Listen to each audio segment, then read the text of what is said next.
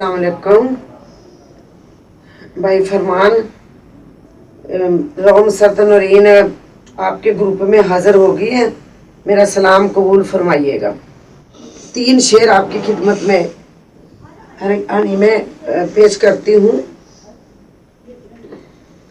लंबक लंबा चौतरा मेरी माँ, उस पर बैठा साध, मेरा तो मन रल गया है घर के साधु के। तेरा तो मन रल गया है घर के साधु गेल, लाजपत खो जागी रलका साधु गेल।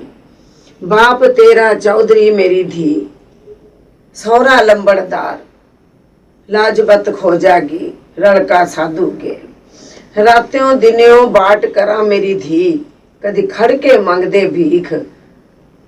रात्यों दिनों बाट करा मेरी धी, कदी खड़का मंगदे भीख। तू राजे जैसी, राजियों रानी मोतियों जैसी, सोवा महल तमिले मां।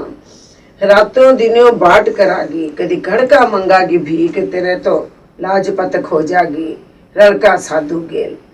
किसनू कहागी बाप मेरी धी, किसनू कहागी वीर, तेरा तो मन रल गया ये घर के साधु गेल।